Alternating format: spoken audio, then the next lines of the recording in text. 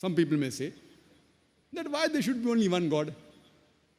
Why can't there be many gods? If there would have been many gods, surely these gods would have fought among themselves. And we find this in the mythology of some of the religions. One god fighting with the other god. One god helping the other god to fight the third god. Can you believe in such a God who can be defeated, who can be killed? And some people say that why can't there be different God? One God for sun, one God for cloud, one God for wind. Now imagine if there was one God for each one having power over his own little thing. It's logical to have one God who has power over all things rather than each different God fighting among themselves. It's illogical. That's the reason the Quran says in Surah Anbiya, chapter number 21, verse number 22, that if there would have been gods besides Allah, surely there would have been confusion in the universe. It's mentioned in Surah Mu'minun, chapter number 23, verse number 91, that Allah subhanahu wa ta'ala does not beget a son. If there were God besides Allah, each God would have taken things would have created and hoarded on the other. Surely there would have been infighting amongst them. That's what we see in the mythology. The best and the most logical is only one God. One and only, all-powerful, having power over all things. That's the reason. If you read the scriptures of the major world religions, all the scriptures of the major world religions, they say that Almighty God is one. He has got no images. He is not begotten. He is one and only. Absolute and eternal.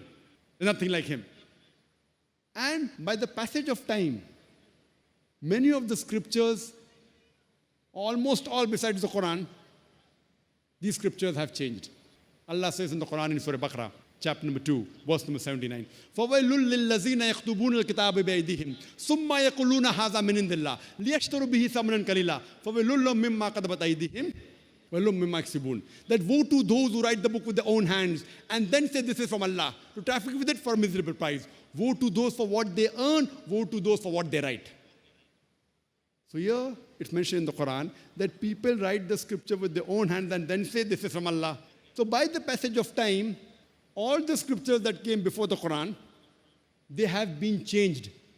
And since they were not the last and final revelation, Almighty God did not think it fit to be preserved, because those were the previous revelations. But in spite of this corruption, in spite of the manipulation, in spite of the change, yet in the remnants of all the major world religions, in the scriptures, you will find the mention of monotheism, the oneness of Almighty God, that He has got no images. He is not begotten. He is one and only. There's nothing like Him. So if you believe in a concept of God, it should be according to your scriptures. There are some religions which are agnostic. You may not call them religions, like Buddhism. They don't comment on God. They are silent as far as God is concerned. And many ethical systems which I mentioned earlier, like Confucianism, Taoism, they are more of ethical systems than having a concept of God. And as far as the people who are atheists, like Jainism, etc., to those who are agnostic and atheist, they can refer to my video cassette, Is the Quran God's Word?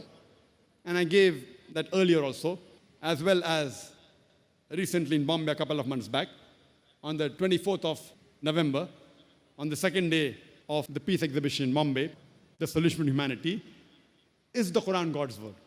If they see this cassette or the talk, inshallah, if the human being is unbiased, with the help of the Quran, I've proved the existence of Allah subhanahu wa ta'ala.